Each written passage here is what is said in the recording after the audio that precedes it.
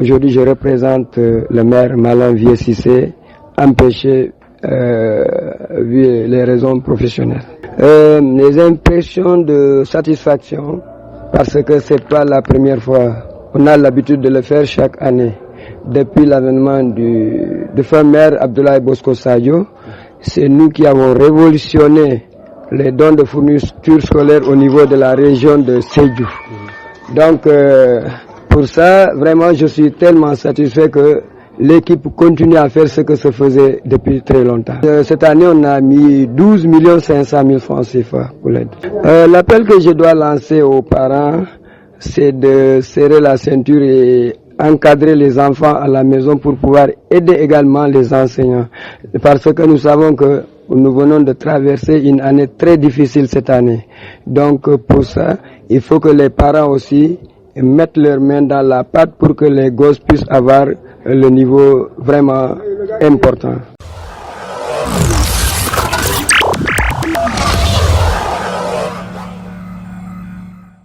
Je suis très ému de l'initiative de la municipalité et c'est une initiative qui a déjà fait ses preuves depuis quelques années.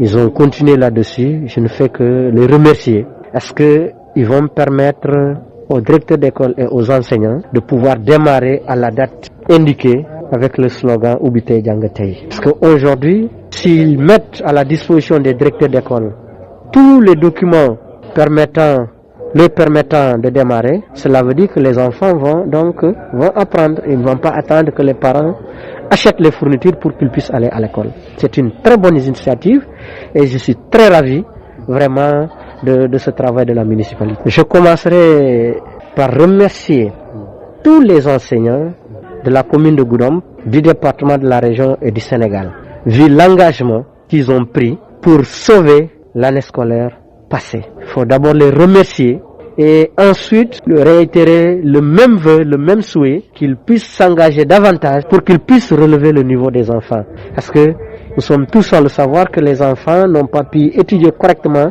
l'année scolaire écoulée.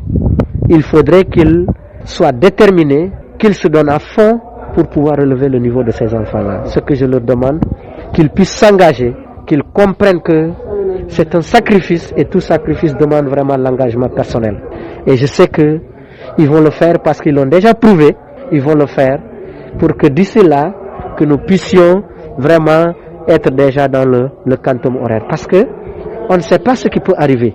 Il y a des grèves des enseignants, il y a des grèves des élèves, certainement par manque d'enseignants, mais également on ne sait pas si la pandémie va s'arrêter ou va continuer pour perturber l'année scolaire. Donc, il faut démarrer très tôt, prendre tout le temps qu'il faut, travailler correctement pour maintenant pouvoir compenser si perturbation il y a, ce temps-là qui va être perdu après. Le département, comme vous l'avez dit, a connu beaucoup de départs, aussi bien à l'élémentaire qu'au moyen et secondaire. Maintenant, la question qu'on se pose est est-ce que nous allons pouvoir avoir pour ceux-là qui vont arriver le même nombre pour compenser donc ce départ-là? Ce n'est pas certain. Ce n'est pas certain donc. On attend d'abord les affectations pour voir réellement est-ce qu'on pourra donc compenser ce nombre-là.